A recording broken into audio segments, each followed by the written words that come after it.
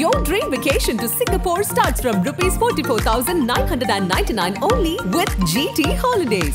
நான் இந்தியன் தாத்தாவே வருவார் அப்படின்னு சொன்ன போல நான் எனக்கு கலாய்க்கிறாங்கன்னு நினைச்சேன். என்னால எப்படி இந்தியன் தாத்தா வருவாரு, சும்மா தான் சொல்றீங்க. அவ்வளவு பெரிய மூவில எனக்காக எப்படி வருவாங்க? ஒரு ஹஸ்பண்ட் வந்து ஒரு ஹஸ்பண்ட் மெட்டீரியல் எனக்கு அவர் மாதிரி இருந்தால் பிடிக்கும்னு நான் நினைப்பேன். அவர் லவ் பண்ணுறது பார்க்க ரொம்ப பிடிச்சிருக்கு. அந்த மாதிரி லவ் பண்ண நல்லா இருக்கே அப்படின்னு நினைச்சிருக்கேன். கலர் தான் தடையா இருக்கு சினிமாவில் அப்படின்னு ஒரு சூப்பர் ஸ்டார் வந்திருக்கவே மாட்டார். ஐஸ்வர்யா ராஜேஷ் வந்து இன்னைக்கு இவ்வளோ பெரிய ஹீரோயினா பண்ணியிருக்க முடியாது. வாட் இஸ் த ரியாலிட்டி ஸ்ட்ரகிளா ஒரு ஆர்டிஸ்டா நம்ம இருக்கிறதுல? சினிமாவில் வந்து ஒரு விஷயம் மட்டும்தான், மரியாதை வந்து நம்மளா போய் எனக்கு வந்து என்ன காஸ்டியூம் வரனா தான் காஸ்டியூம் எடுத்து வந்து கொடுக்கணும், எனக்கு வந்து ரூம் கேரவன் கொடுத்தாலும் வருவேன், இதெல்லாம் நீ கேட்டு வாங்கணும்னா இல்லை. நீங்கள் யாரை வேணா இருங்க, நீங்கள் எந்த ஊரில் இருந்து வேணா வாங்க, நீங்கள் உங்ககிட்ட காசு இருக்குது காசு இல்லை, நீங்கள் அழகாக இருக்கீங்க அழகாக இல்லை, எல்லாமே விட்டுருங்க. ஒரு சிலர் அப்படி தான். ஒருத்தர் ஒரு மாதிரி சினிமா ஆட்கள் எல்லா கேரக்டர்ஸுமே இங்கே இருக்காங்க. பட் ஒரு லெவலுக்கு மேலே நீங்கள் எல்லாமே உங்களுக்கு பழகிப்படும், அது புரிஞ்சிருமே. அவங்க நம்மளை அப்படி பண்ணலைன்னா நம்மளால வந்து நான் அந்த இடத்துக்கு போவேன்ற வெறியே அங்கே வராது. நான் நினச்சிருக்கேன் இந்த டேரக்டர் வந்து நமக்கு அவரே வந்து சொல்ல மாட்டாரா, பெரிய ஆர்டிஸ்ட் மட்டும் சொல்கிறாரு, நமக்கு வந்து ஏடிஸ் மட்டும் சொல்கிறாங்க, அவங்க மானிட்டர்லேருந்தே சொல்கிறாங்க அப்படின்னு நான் யோசிச்சேன்.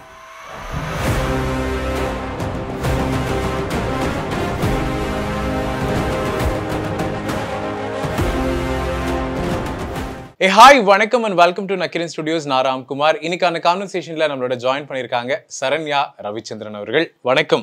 வணக்கம். ஹாப்பியா? ரொம்ப ஸ்லோவா இருக்கீங்க.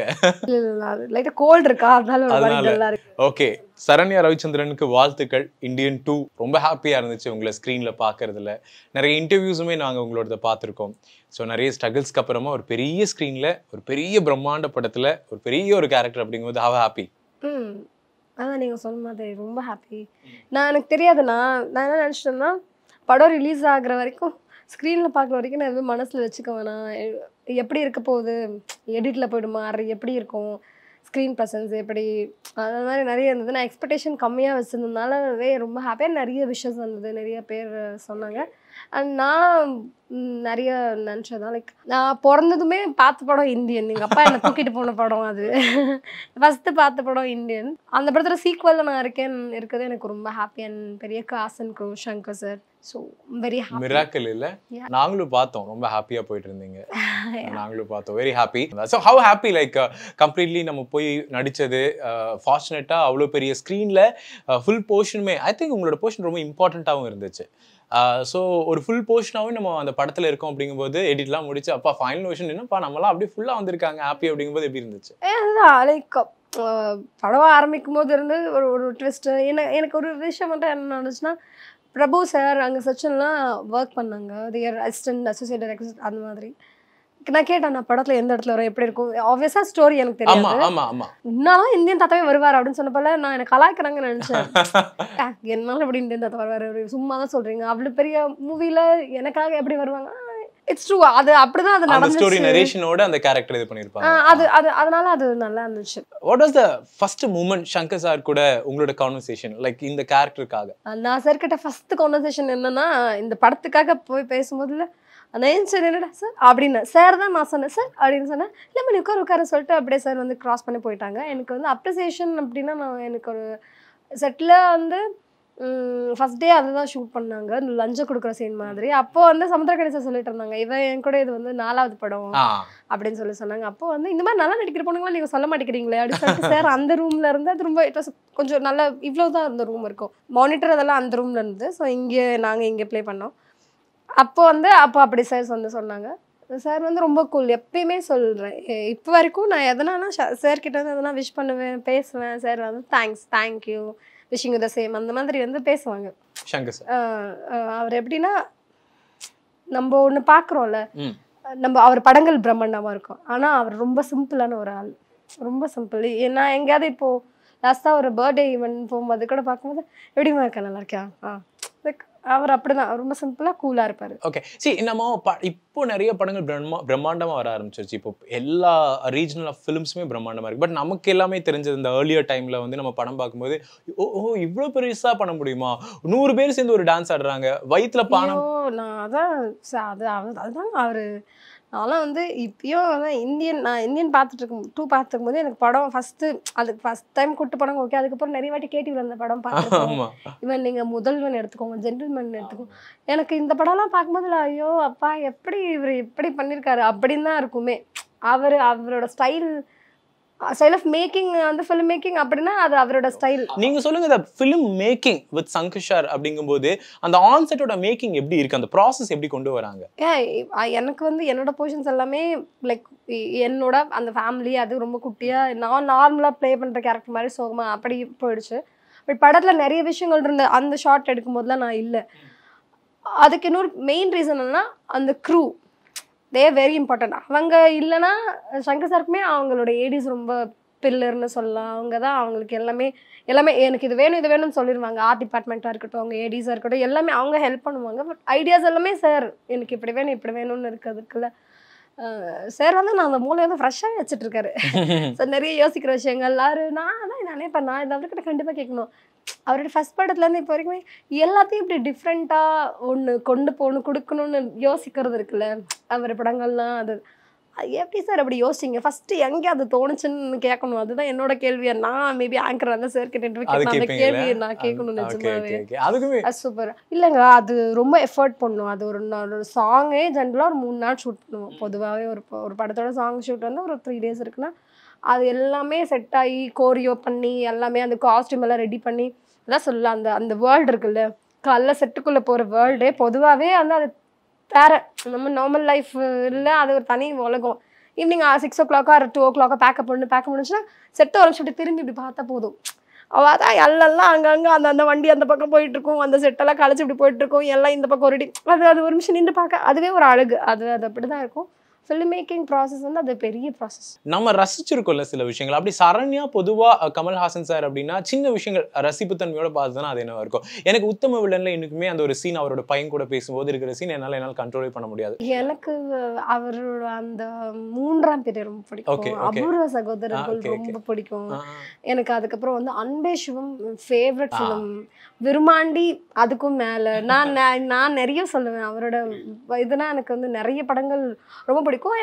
எனக்கு அவர் லவ் பண்றது ரொம்ப பிடிக்கும். அவரு நிஜமா ஆக்சுவலா ஒரு காதல் மன்னன் தான். அவர் பயங்கர ரொமான்டிக். அந்த வளையோசை சாங் இருக்குல்ல அது ரொம்ப பிடிக்கும் எனக்கு. ஏதோ உலகநாயகிட்ட ஒரு விஷயம் எப்படி இருக்குன்னா கொஞ்ச நேரத்துல வந்து அவரால் எல்லா ரியாக்ஷனும் பண்ண முடியும். எல்லாம் ஒரு நான் அந்த பிளே மட்டும் சொல்றேன். ஒரு ஹஸ்பண்ட் மெட்டீரியல் எனக்கு அவர் மாதிரி இருந்தா பிடிக்கும் நான் நினைப்பேன். இதை நீங்க நோட் பண்ணிக்கோங்க. அது எப்படின்னா அந்த காதலுக்குள்ள மட்டும் அவர் பிளே பண்றதா இருக்கட்டும்.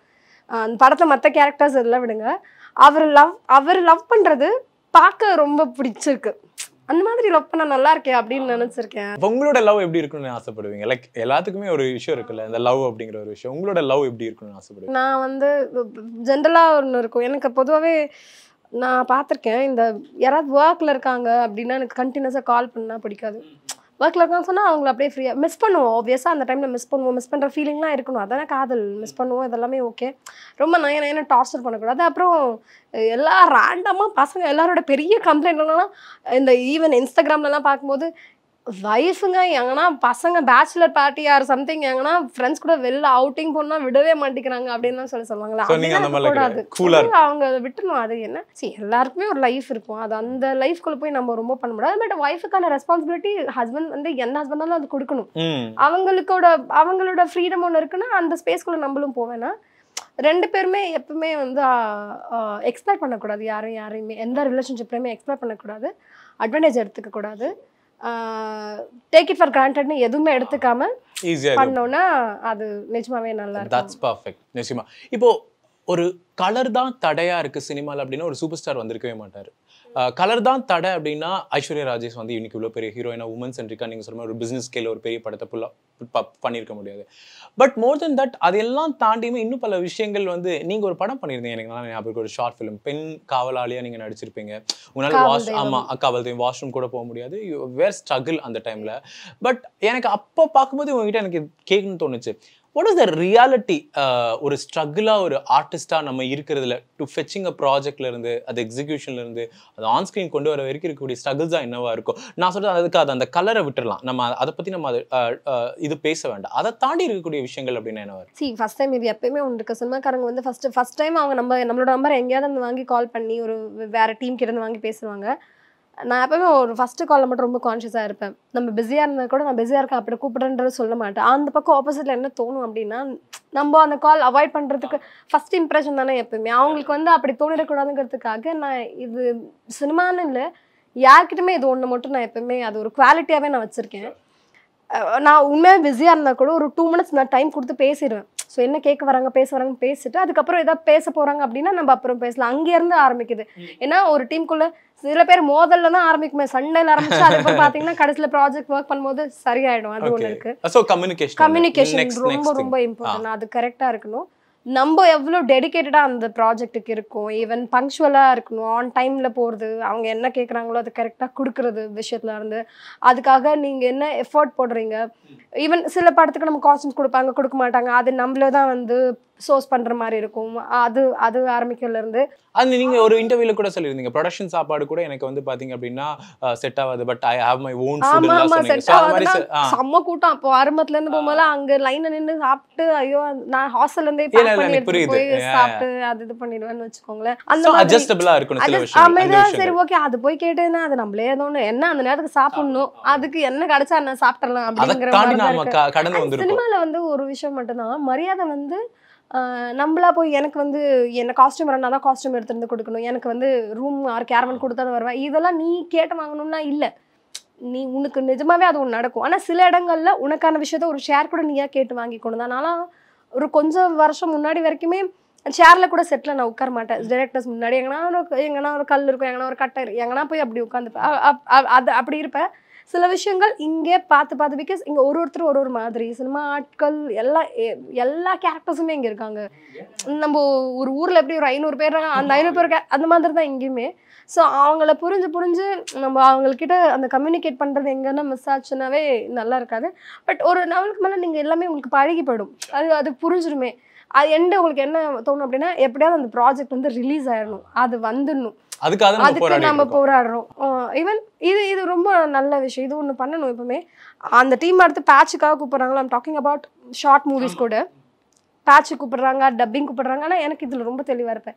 என் படத்துக்கு நான் தான் டப்பிங் பேசணும்னு மட்டும் நினைப்பேன். வேற யாரும் பேசினாலும் அது எதனால ஆக்சுவலாக எமோஷனலான்னு வச்சுக்கோங்களேன் என்னோடதுக்கு. ஆனால் அது டேரக்டர் அந்த கேரக்டர் டிமாண்ட் பண்ணது வேற யாராவது பேசணும்னா ஓகே ஃபைன்.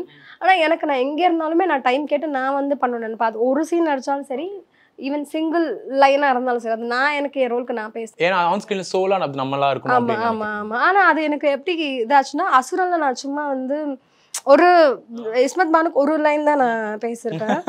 அது நிறைய பேர் ரெகக்னைஸ் பண்ணி சார் உன் வாய்ஸ்ன்னு சொல்லி கேட்டாங்க. அதெல்லாம் ஓகே, வாய்ஸ் அவ்வளோ ரெஜிஸ்டர் ஆயிருக்கா, அவ்வளோ பேருக்கு தெரியுதா அப்படின்னு ரொம்ப ஹாப்பியாக இருந்தது. இதெல்லாம் எப்படி நடக்கும்னா, திரும்ப நம்ம வந்து நம்மளோட ஒர்க்கில் அங்கங்கே எல்லாரும் கண்டினியூஸாக பார்க்கும்போது அதை நடக்கும். கண்டிப்பாக. நீங்கள் நிறைய விஷயங்கள் அந்த ஏர்லியர் டைம் சரண்யா அப்படின்னு பேசியிருந்தீங்க.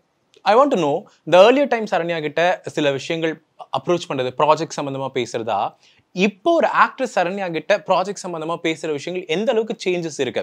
பிகாஸ் இந்த ஏர்லி டைம்ல நீ வரமா நிக்கிறமா இந்த மேடையில புடிச்சிட்டு சில விஷயம் பேசுறேன், இந்த படம் என்னன்னு உங்களுக்கு தெரியும்னு நினைக்கிறேன், நீங்க மேடையில இருந்து பேசுறமா நீ போயிடுறமா அப்படிம்பாங்க. வாட் எவர் லைக் அது நான் படம் சொல்ல விரும்பலான்னு நீங்க சொல்றீங்க, அதான் அப்படி போறீங்கம்மா அப்படின்ட்டு இருக்கும்.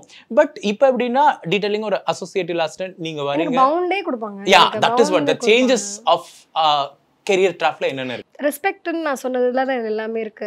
அவங்களுக்கு டைம் இருக்காது. அவங்கள நம்ம இவ்வளோதான் மதிக்கிறாங்க, எங்களை மதிக்கலை, அவங்க நம்மள அப்படி பண்ணலைன்னா நம்மளால வந்து நான் அந்த இடத்துக்கு போவேன்ற வெறியே அங்கே வராது.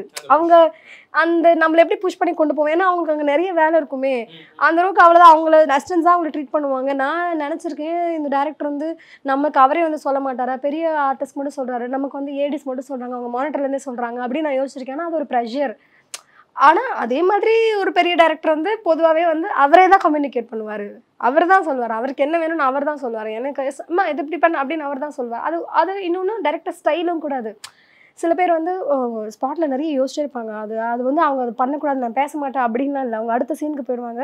அது ஈவினிங்குள்ளே முடிக்கணும், ஓகே இன்னைக்கு இவ்வளோ இது இந்த சீன் முடிக்கலாம், நாளைக்கு எங்கே போகும், இந்த லொக்கேஷன் நாளைக்கு கிடைக்குமா கிடைக்காதா, படத்தை இன்னும் 2 நாள் முடிச்சு ஹீரோ அடுத்த டேட் கொடுக்கலன்னு அவங்க மண்டையில் அவ்வளோ போகும். ஸோ நம்ம அதெல்லாம் நம்ம அவ்வளோ யோசிக்கவே முடியாது.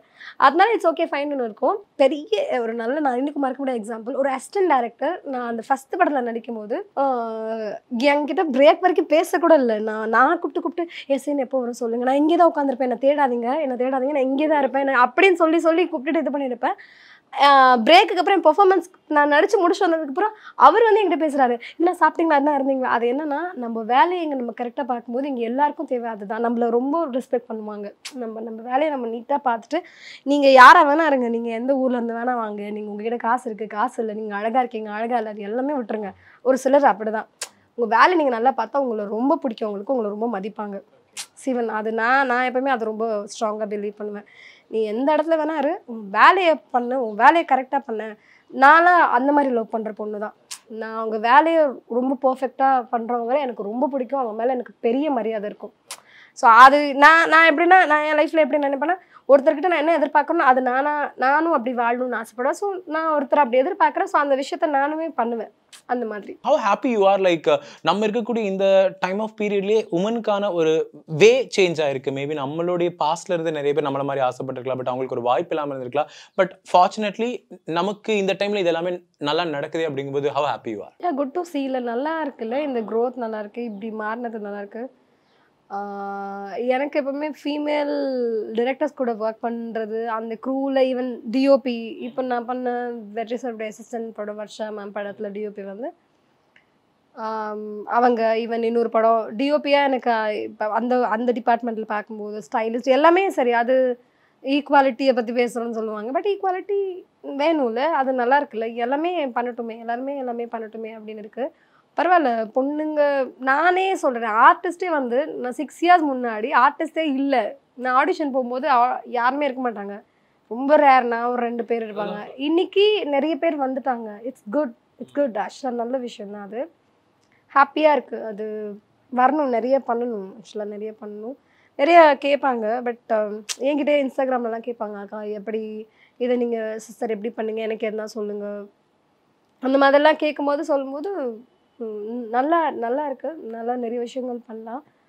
அது யாரோ ஒன்று எங்கேயோ பண்ணுறது பார்த்து நம்மளால முடியும், if she can do I will அப்படின்னு ஒருத்தர் அப்படி வர்றது இருக்குல்ல, அது எப்பவுமே ரொம்ப நல்ல விஷயமா தான் நான் பார்க்குறேன். We wish long way to go. நிறைய விஷயங்கள் நீங்கள் பண்ணணும்.